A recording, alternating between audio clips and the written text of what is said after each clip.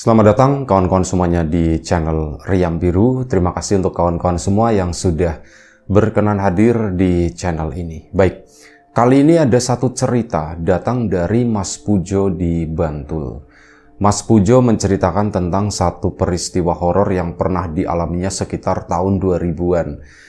Jadi pada saat itu Mas Pujo memang memiliki kekurangan. Jadi tangan kirinya Mas Pujo itu ukurannya lebih kecil dari tangan kanannya. Bukan berarti tangan kanannya itu ukurannya lebih besar di sini, tapi tangan kirinya memang kurang normal gitu ya. Jadi ada kekurangan di situ.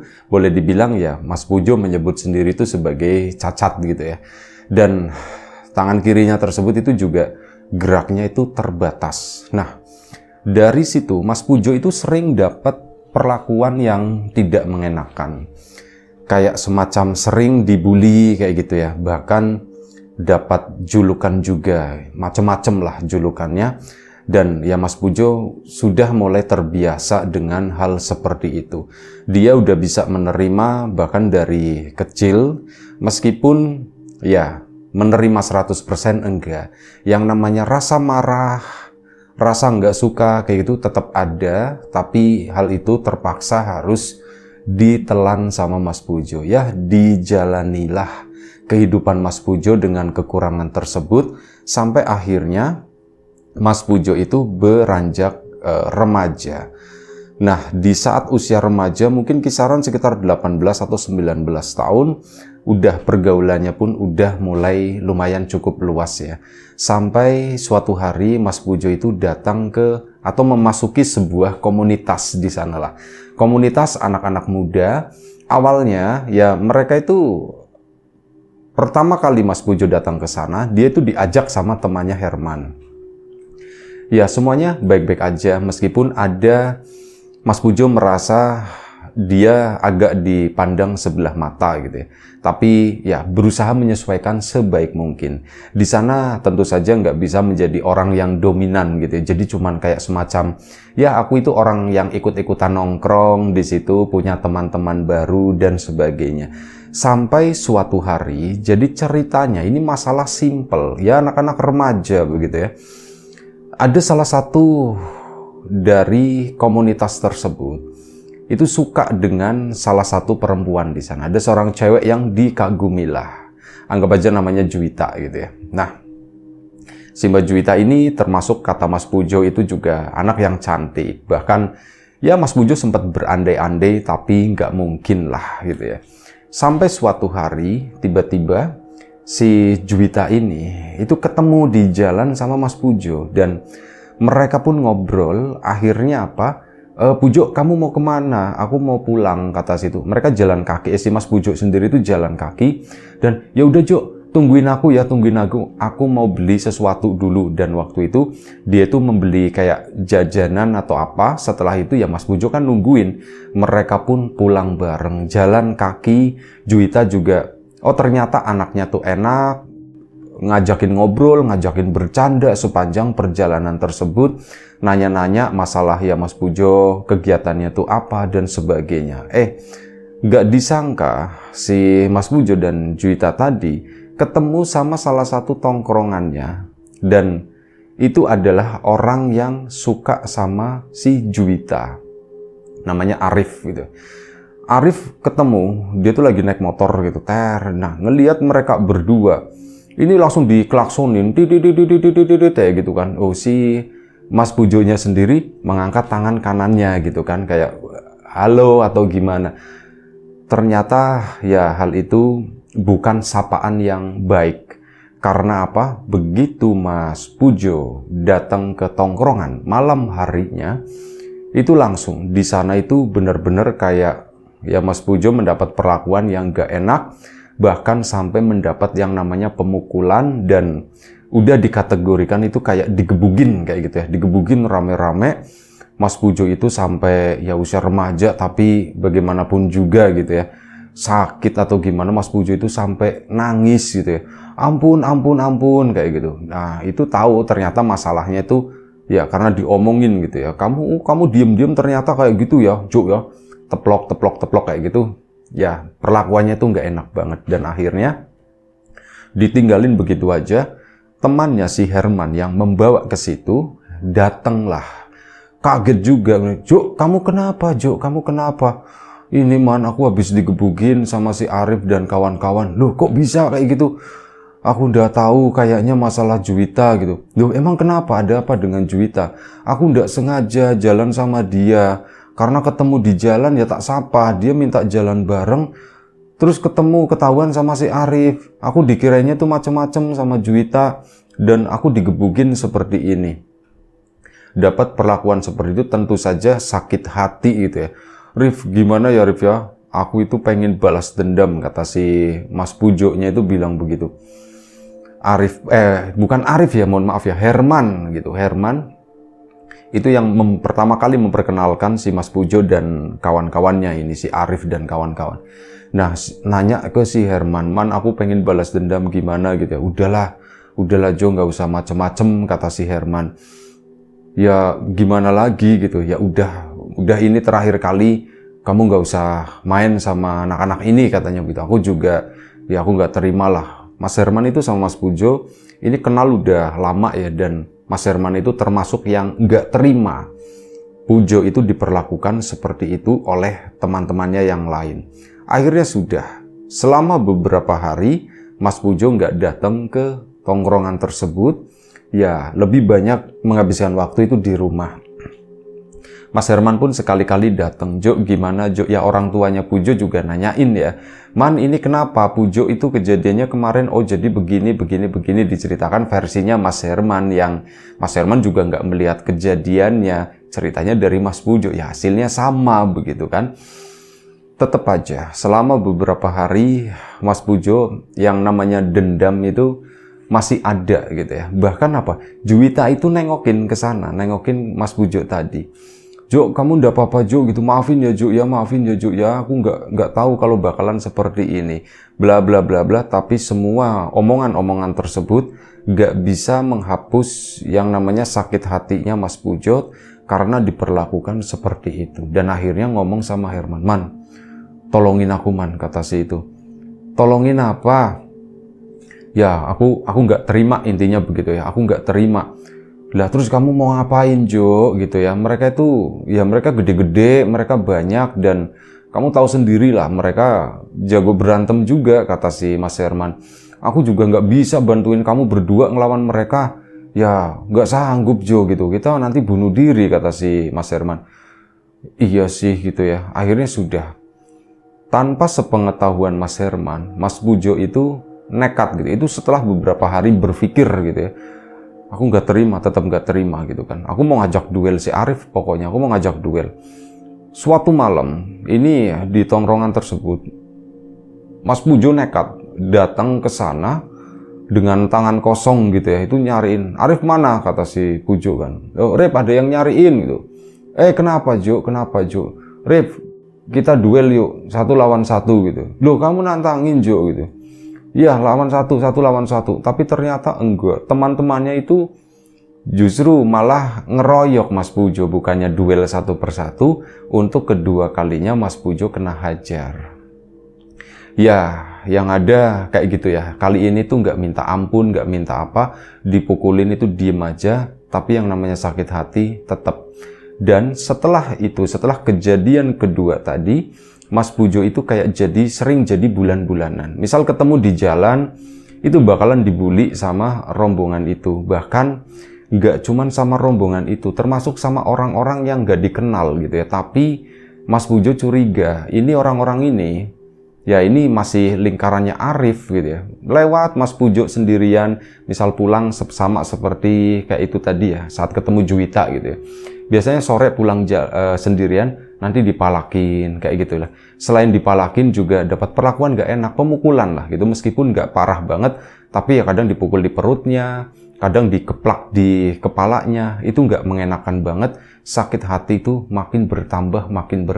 Dan lama gak ketemu sama Herman, akhirnya Pujo itu mendatangi rumahnya Herman. "Man, Jo, tumben Jo, kamu datang ke sini." Memang jarang sih Mas Pujo datang ke tempatnya Herman. Mas Pujo pun to the point langsung ngomong, "Man, Aku mau minta tolong, Man. Kamu mau minta tolong apa? Aku butuh sesuatu, katanya. Butuh sesuatu apa? Ya, apapun itulah. Kayak semacam raja atau apapun supaya aku tuh kebal, kata si Mas Pujonya begitu. Mas Hermannya, ngapain Jo? Kata itu kan. Ngapain Jo kamu pakai kebal-kebal kayak gitu? Aku itu, Man, ini tak ceritain semua, Man. Begini. Hidupku itu sekarang udah mulai nggak aman, kata si Mas Pujonya. Karena ya merasa kayak gitu di mana-mana kok sering dipalakin, sering dijajah lah seperti itu ya. Cerita sama Mas Herman, gini-gini aku tuh beneran, aku udah nggak kuat sumpah, kata si Mas Pujo. Aku kalau seandainya aku normal, badanku normal, tak lawan gitu ya. Tapi ya kamu tahu sendiri, aku punya kekurangan dan aku butuh sesuatu, Man. Tolong, Man. Si Herman pun hari itu tetap menolak, tidak mengiyakan atau apa gitu ya. Mas Pujo pun pulang dengan kecewa dan dalam hati itu udahlah, aku nggak mau temenan lagi sama si Herman. Nah ternyata keesokan harinya Herman itu datang. Jo, ayo ikut aku, katanya. Ikut kemana, Man? Mas Pujonya udah males gitu sama si Herman. Ya pokoknya kamu ikut aku. Ya kemana dulu gitu kan. Ya apa yang kamu inginkan, katanya. Ini berhubungan dengan apa yang kamu inginkan kemarin. Oh, Mas Pujonya, itu, Man, beneran, Man. Iya beneran, ayo ikut yuk. Ikutlah si Mas Pujo sama Herman. Diboncengin menuju ke suatu tempat yang lumayan cukup jauh dari rumah mereka. Dari rumahnya Mas Pujo sama rumah Mas Herman. Beda kampung, memakan waktu kurang lebih sekitar setengah jam ke arah selatan. Terus ke sana memasuki sebuah kampung, benar-benar kampung yang masih rumahnya itu jarang-jarang, dan tibalah mereka itu di sebuah rumah tua, rumah joglo kayak gitu ya. Rumah-rumah kayak di kampung-kampung daerah Jogja, Bantul dan sekitarnya seperti itu. Tiba di sana, dikenalinlah si Mas Pujo tadi sama seseorang, dan orang itu ternyata kakeknya Mas Herman, namanya Mbah Dawu. Ini mbahku, kata si Mas Herman. Oh iya Mbah, gitu kan. Saya Pujo, temannya Herman. Iya, kenapa Jo? Ada apa kamu datang ke sini, kata Mbah Dawu. Herman yang ngomong, akhirnya Mas Pujonya tuh malu ngomong langsung. Mbah, ini temanku si Pujo ini. Katanya butuh sesuatu, Mbah. Ya kasihan, dia itu sering beginiin. Diceritakan semuanya sama Mas Herman, meskipun terdengar di sana ada yang sedikit dilebih-lebihkan gitu ya. Tapi ya udahlah, itu cukup mewakili apa yang aku alami. Dan dari situ ya sudah, nanti malam kalian kesini lagi, katanya begitu. Itu kan masih siang ya. Nanti malam kalian kesini lagi, kalian nginep di sini, kata si Mbah Dawu. Emang mau ngapain, Mbah? Tanya Mas Herman. Ya wis lah, pokoknya ikut si Mbah. Sekali-kali nginep di tempatnya si Mbah sini gitu. Iya Mbah. Akhirnya mereka pulang dulu. Nah malam harinya janjian lagi nih, dan mereka pun berangkat ke rumahnya Mbah Dawu tersebut. Sesampainya di sana cuman diajak-ajak ngobrol gitu. Mereka tuh sampai di tempatnya Mbah Dawu sekitar jam 8 malam. Diajak ngobrol sampai kurang lebih sekitar jam 10 malam gitu. Begitu jam 10, ya udah. Jo, kamu beneran mau, kata si ini ya. Iya Mbah, mau Mbah. Ya sudah, yuk masuk. Akhirnya mereka berdua pun masuk di ruang tengah di sana. Mbah Dawu itu masuk ke dalam salah satu kamar di sana. Lumayan lama ya, sekitar 10 menit kemudian Mbah Dawu itu keluar. Dia itu bawa kayak semacam mangkok, tapi dari logam. Nggak tahu tembaga, nggak tahu apa, pokoknya dari logam, kayak semacam cawan gitu. Mangkok sih lebih tepatnya. Nah, itu mangkok tadi berisi kayak semacam serbuk. Si Mas Pujo itu disuruh buka baju. Jo, buka baju kamu, kata situ. Mbah, dibukalah bajunya. Disuruh, ya udah kamu duduk ngadep ke sana, membelakangi si Mbah Dawu. Mbah Dawu mulai ngambil abu tersebut dan mulai menggambar sesuatu di punggungnya si Mas Pujo. Kalau dilihat, ya Mas Pujo kan bisa menggambarkan apa yang dari sentuhan itu gitu. Ada lingkaran besar, terus ada titik di tengahnya, terus ada kayak semacam huruf-huruf yang nggak ngerti lah si Mas Pujo itu karena nggak bisa melihat. Nah, setelah selesai itu tadi, si Mbah Dawu udah berhenti gambarnya nih. Terakhir itu kayak dilemparin terus kayak diusak-usak begitu di punggungnya si Mas Pujo. Mas Pujo cuman diem, Mas Herman juga diem aja di sana. Dan setelah selesai Mbah Dawu itu juga diem selama 10 menit. Dia itu kemudian setelah diem tadi kayak mengucapkan rapalan atau mantra-mantra tertentu yang Mas Pujo juga nggak ngerti itu apa gitu. Kayak dibacain, udahlah aku diem aja. Mas Pujo diem di sana dan setelah selesai ngobrol lah mereka. Nah, ngobrol itu si Mbah Dawu, oh ya, si Mas Herman itu nanya dulu, Mbah, itu apa Mbah tadi Mbah? Oh, itu rajah katanya begitu. Oh, rajah Mbah. Biar apa Mbah? Ya biar si ini kebal katanya begitu. Biar si Pujo kebal. Kalau dipukulin ya ndak sakit. Cuman itu tadi jangan dipakai untuk yang jahat ya katanya. Biasanya orang-orang yang misal udah pakai begini, mereka tuh awalnya niatnya ya cuman buat jaga diri. Tapi belakangan enggak. Malah mereka tuh jadi pengen nindas orang lain. Nah, pesan sih Mbah, kamu jangan seperti itu ya, kata si itu ya, kata Mbah Dawunya. Njembah, ya Mas Pujo juga memang gak ada niatan waktu itu ya, cuman buat bela diri doang. Dan akhirnya apa, Mas Herman pun nanya, Mbah itu apa sih Mbah? Pakai apa sih Mbah? Jadi warnanya itu kayak hitam keabu-abuan gitu ya. Nah itu Mbah Pujo menjawab, ini tuh sebenarnya dari tulang manusia katanya. Hah? Tulang manusia Mbah? Iya, ini rajah yang sangat kuat kata si Mbah. Dan ini udah masuk ke badannya Pujo. Ini terbuat dari ya tulang manusia yang dibakar sampai remuk kayak dikremasi atau apa gitu ya. Itu seperti itu. Di sana Mas Pujo pun agak sedikit ragu dan lumayan cukup takut juga, Mbah. Ini ndak apa-apa Mbah gitu. Ndak apa-apa. Udah Mbah, ini nanti perlu dicuci atau enggak? Udah ndak usah katanya, besok baru dicuci kata si Mbah, biar itu tuh benar-benar nyerap masuk ke badanmu. Lah Mbah, aku mesti ngelakuin apa Mbah? Kamu nggak perlu ngelakuin apa-apa kata si Mbah Dawu. Dan akhirnya sudah, malam itu pun mereka begadang, mereka menginap di tempat tersebut. Mendapat cerita-cerita macem-macem gitu ya dari Mbah Dawu. Dan Mas Herman pun, misal Mbah Dawu masuk gitu ya,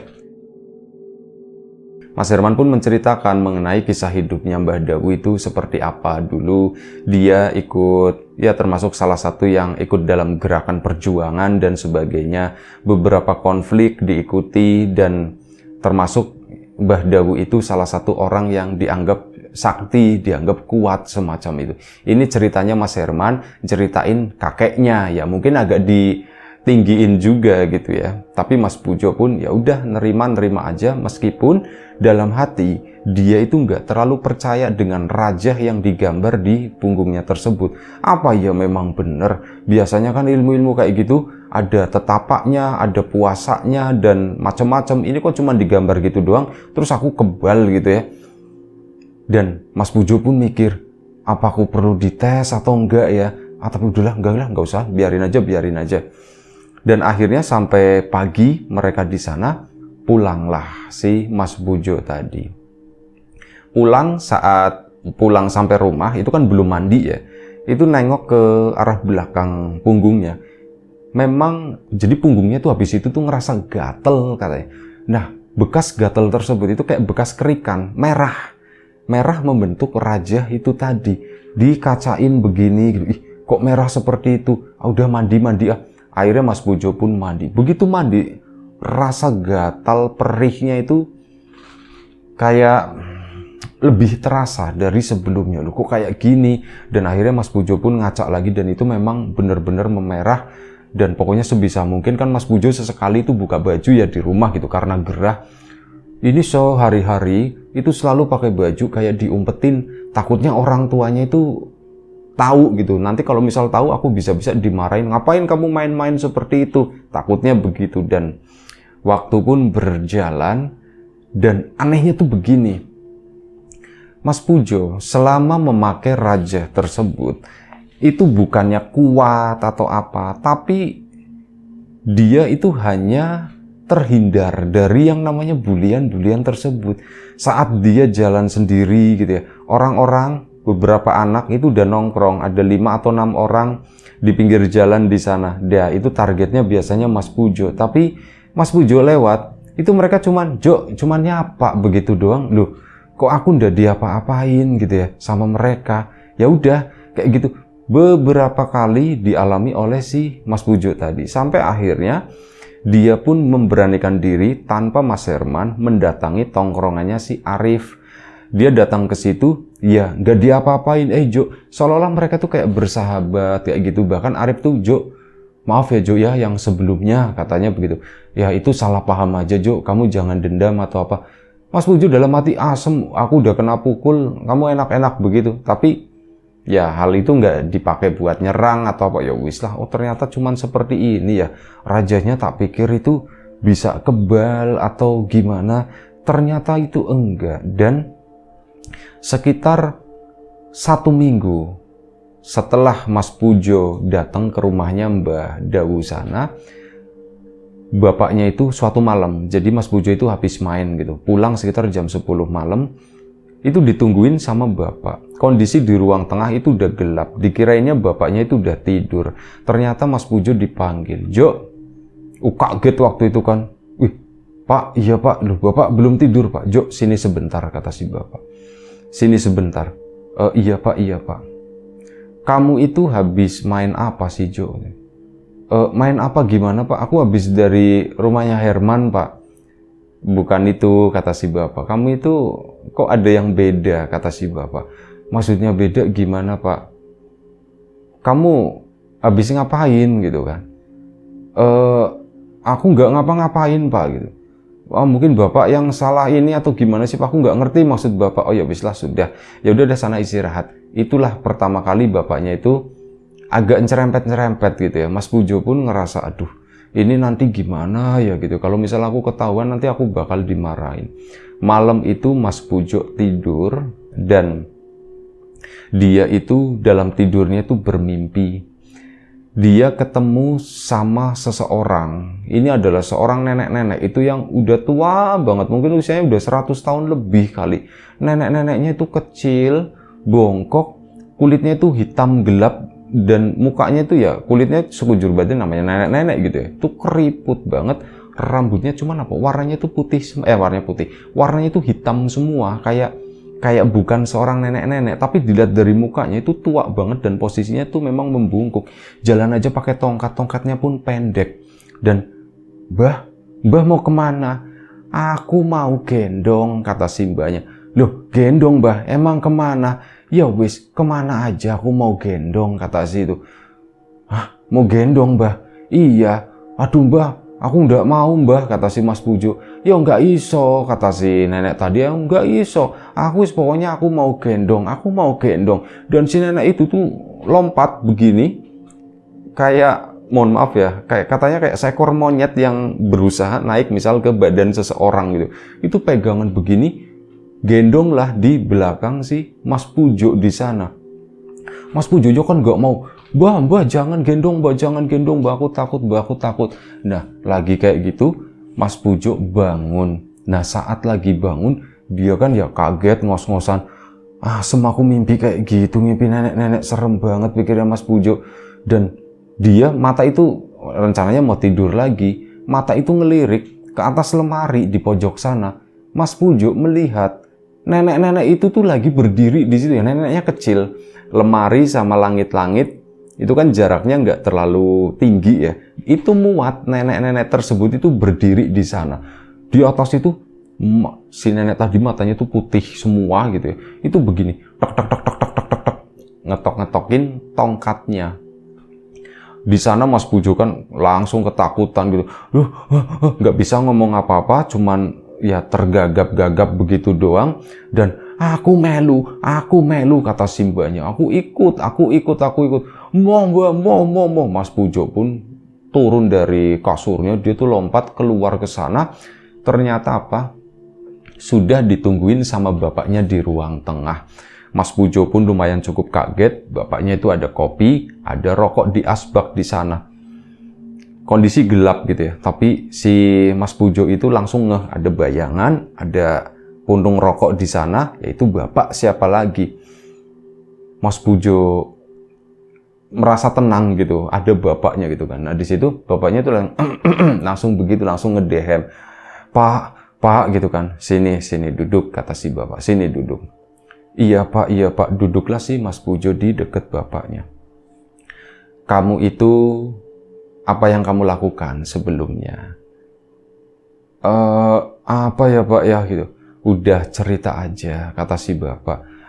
Soalnya bapak itu, kamu itu ada temennya, katanya begitu, kata si bapak. Pak, maksudnya temen gimana pak?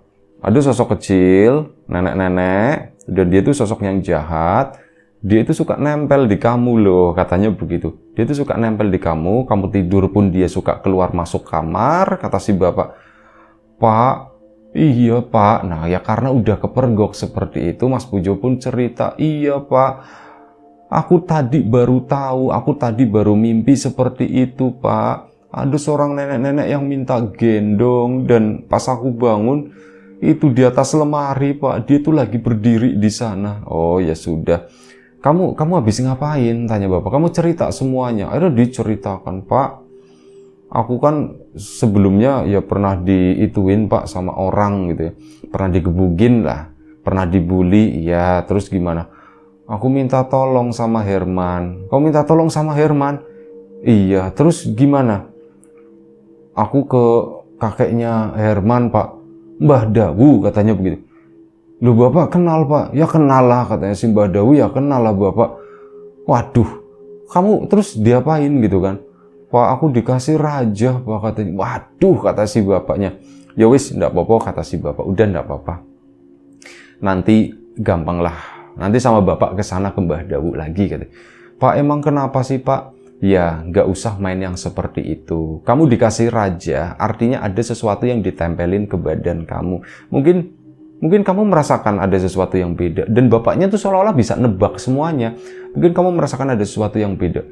Iya, Pak, aku memang nggak jadi dibully lagi, kata si itu ya. Memang aku mintanya kebal, tapi aku nggak pernah ngerasain kekebalan itu. Justru malah orang-orang tuh kayak pada kasihan ke aku, Pak. Aku nggak diapa-apain intinya, kata si Mas Pujonya. Ya itu efeknya seperti itu. Udah nggak apa-apa. Malam ini kamu jangan tidur. Kenapa emang Pak? Udah jangan tidur. Tak temenin Bapak di sini. Udah kamu duduk aja di situ ya. Duduk, nggak usah tidur. Kalau tidur nanti kamu mimpi lagi.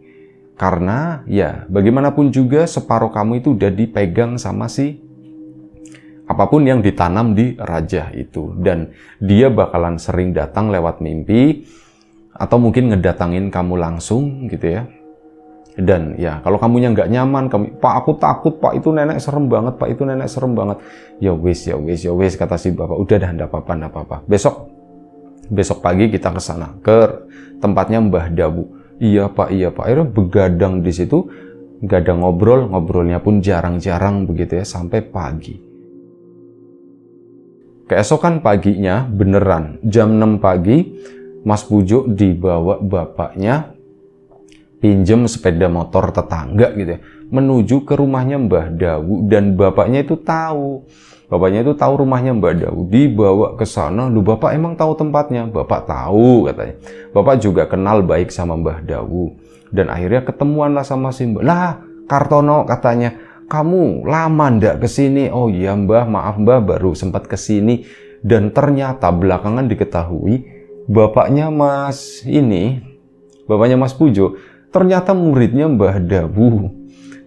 Ya diceritain begitu, ini bapakmu itu muridku, katanya.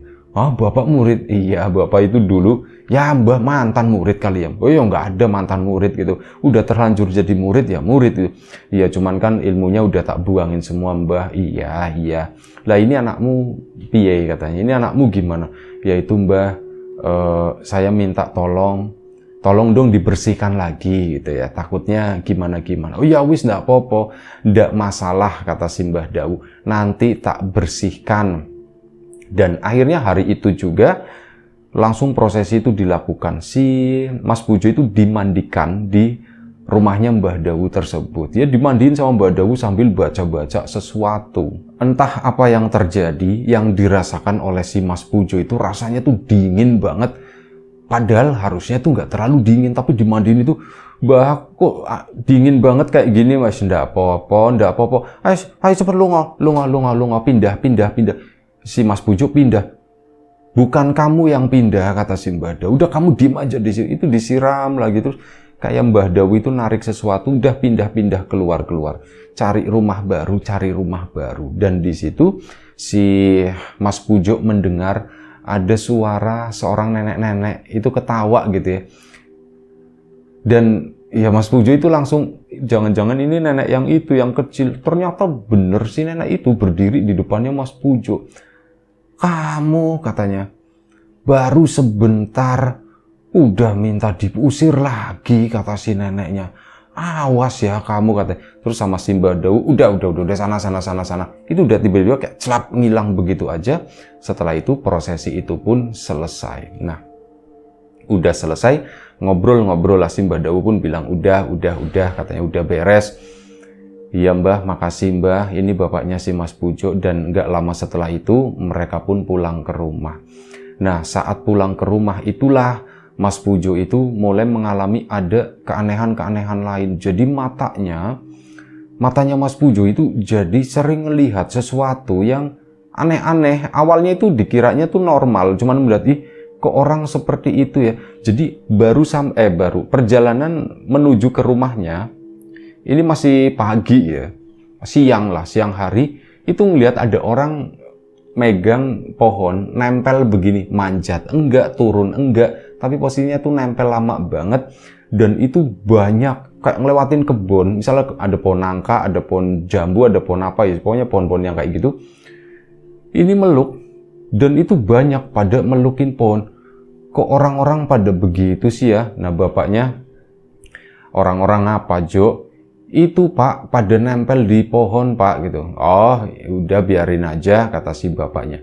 Bapaknya pun mungkin udah tahu bakal ada efek seperti itu. Dan pulanglah mereka ke sana. Saat berada di halaman rumah, Mas Pujo itu melihat di pojok sebelah kanan rumahnya Mas Pujo itu ada sosok pocong yang berdiri di sana. Itu siang-siang. Mas Pujo pun, Pak, itu Pak, ada pocong Pak. Udah nggak usah dilihatin. Yuk masuk. Nah di sana Mas Pujo pun mulai mempertanyakan, Pak, apa yang terjadi Pak? Kok mataku aneh Pak? Aku tadi ngeliat ada orang meluk pohon kayak gitu, manjat, enggak, turun, enggak. Terus tadi aku ngeliat pocong. Kamu akan mengalami hal seperti ini selama 9 hari ke depan, kata si bapak. Pak, maksudnya gimana Pak? Iya, matamu itu terbuka. Kata si bapak, mataku terbuka gimana Pak? Ya kamu bakalan melihat yang seperti itu. Tapi itu akan tertutup dengan sendirinya setelah 9 hari nanti, kata si bapak. Nggak apa-apa. Kamu kalau misal ada apa-apa, melihat sesuatu, kamu bilang aja ke Bapak. Bapak lihat juga Pak. Enggak, Bapak nggak lihat. Tapi Bapak bisa nenangin kamu, bisa nemenin kamu. Nah memang bener.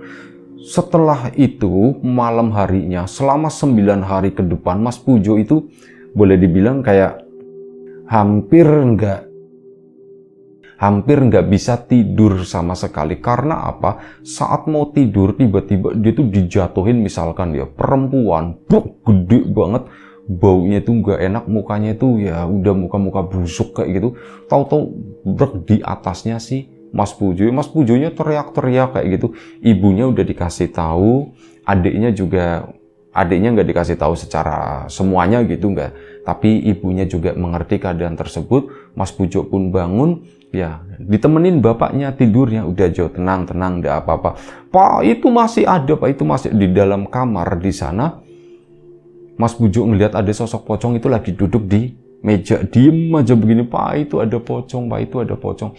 Dan hari-hari itu, selama 9 hari itu benar-benar menyiksa Mas Pujo. Sesuatu yang aneh-aneh itu dilihat, termasuk ibunya. Ibunya lagi berdiri, Jo, makan dulu gitu, makan malam lagi nyiapin. Nah, ibunya lagi ngeberesin begini, di belakang ibunya ada perempuan yang mukanya tuh mirip dengan ibunya, itu ngelongok begini, ada 2 gitu kan. Jadi ibunya yang di depan, satunya itu di belakangnya itu ngelongok begini sambil nyengir ke arahnya Mas Pujo. Bu, itu Bu. Itu apa Jo? Jangan bikin ibu takut. Si bapaknya, udah, kamu diem aja. Kamu biasakan seperti itu, kata si bapak. Nanti mereka akan menghilang dengan sendirinya. Bapak nggak tahu, berapa ratus, berapa ribu yang bakal datang, tapi mereka itu nggak akan ngeganggu kamu, mereka itu nggak akan mencelakakan kamu, mereka itu cuman mau nongolin aja, mereka itu cuman mau ngeliatin aja katanya. Karena apa? Mereka itu juga tahu siapa yang bisa melihat mereka, dan mereka tuh sadar banget kamu bisa melihat mereka. Jadi mereka pun penasaran dengan diri kamu, akhirnya mereka mau nunjukin ke kamu. Kata si bapak, wah aku takut nggak mau seperti ini. Udah nggak apa-apa, ya tinggal beberapa hari lagi kan, udah tenang aja. Dan ya selama 9 hari tersebut memang nggak diceritakan detail sama Mas Pujo, boleh dibilang dia itu melihat, ya kayak gitulah, banyak jumlahnya itu ratusan, termasuk ada sosok yang katanya jalan itu pakai rambut, jalannya itu ngambang badannya, dan ini perempuan ya, rambutnya itu kayak pegangan, langit-langitnya Mas Pujo itu kan udah rapet ya, pakai eternit gitu. Nah dia tuh kayak yang buat jalan itu rambut itu nempel goyang seperti itu lewat di depannya Mas Pujo. Dan waktu itu masih sore, baru sekitar jam setengah 8 malam. Mas Pujo lagi duduk sama bapaknya, sosok tadi tuh lewat goyang kayak gitu di depannya Mas Pujo. Takut masih ada, dan ya yang jelas shock gitu ya. Tapi saat kayak gitu bapaknya itu langsung, udah Jo, tenang aja, kamu merem gak usah diliatin. Iya pak, melek lagi kan, itu masih ada, dan posisinya itu di sampingnya Mas Pujo.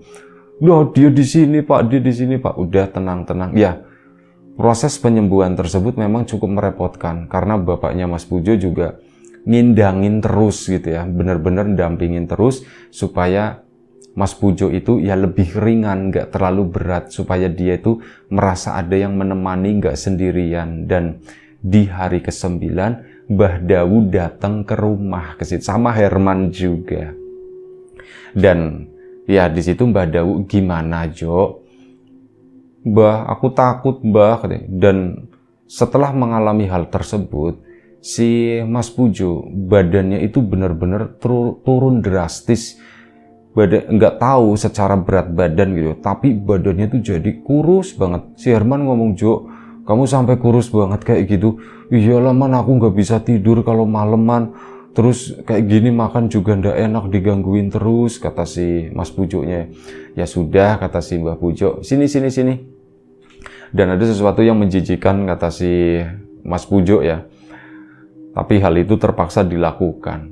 Si Mbah Dawu pakai jempolnya itu ngambil air liur di langit-langit mulutnya, dilepetin ke mukanya si Mas Pujo. Set dua-duanya baunya tuh kerasa gitu, baunya tuh nggak enak. Tapi ya sudah, hal itu memang harus dilakukan. Alhamdulillahnya setelah itu benar-benar pertama matanya si Mas Pujo itu kerasa adem, dingin kayak gitu, bahkan mau buka begini aja tuh agak sedikit susah, makanya merem sekitar 5 menit. Setelah itu mulai membuka mata, dan saat membuka mata ya memang seketika nggak melihat apapun di sana. Dan Mas Pujo pun mulai yakin, karena apa? Malam harinya itu udah nggak ada penampakan yang aneh-aneh. Apapun itu yang sebelumnya sangat mengganggu itu mulai hilang, bener-bener hilang. Ya Mbah Dawu sendiri udah pulang, tapi di situ bapaknya tuh pesen, Jo, jangan main yang seperti itu lagi ya. Iya pak, aku nggak akan main kayak gitu-gitu lagi pak. Dan carilah teman yang baik aja, kata si bapak. Iya pak. Herman juga, iya pak, aku juga minta maaf Mas Hermannya begini-begini ya, karena yang mengenalkan itu si Mas Herman.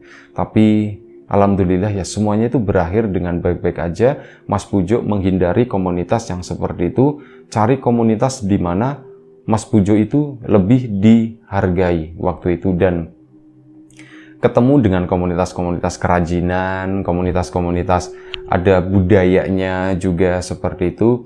Mulai nyaman lah dengan mereka-mereka yang ya menurut Mas Pujo itu jauh lebih baik daripada ini anak-anak yang sebelumnya yang cuma nongkrong-nongkrong gak jelas seperti itu. Itu aja satu pengalaman dari Mas Pujo di Bantul sana. Terima kasih banyak Mas Pujo atas ceritanya. Kawan-kawan di rumah juga terima kasih banyak atas support dan dukungannya apapun itu. Kawan-kawan subscriber, kawan-kawan membership, kawan-kawan yang udah kasih support dalam bentuk super thanks ke Riam Biru, terima kasih banyak. Kawan-kawan yang udah ninggalin komentar, udah ngasih like, udah nge-share ke yang lainnya juga terima kasih banyak. Kawan-kawan yang sebelumnya sudah memesan bawang gorengnya biji, tentu saja terima kasih banyak. Mohon maaf, sekarang nggak menampilkan bawang gorengnya biji dulu karena memang stoknya lagi sangat terbatas begitu ya. Karena alhamdulillah ada orderan hampir 200 toples gitu. Itu lumayan memakan waktu, jadi kita fokus ke sana, kita nggak promo dulu. Itu aja kawan-kawan, terima kasih, doa terbaik dari kami untuk kawan-kawan semua, semoga selalu diberi kemudahan dalam hal apapun, termasuk kemudahan dalam hal rizki, yang sakit segera diberi kesembuhan, yang sehat tetap dijaga kesehatannya. Sampai jumpa di episode selanjutnya Riam Biru, jaga kesehatan kawan-kawan semua. Assalamualaikum warahmatullahi wabarakatuh.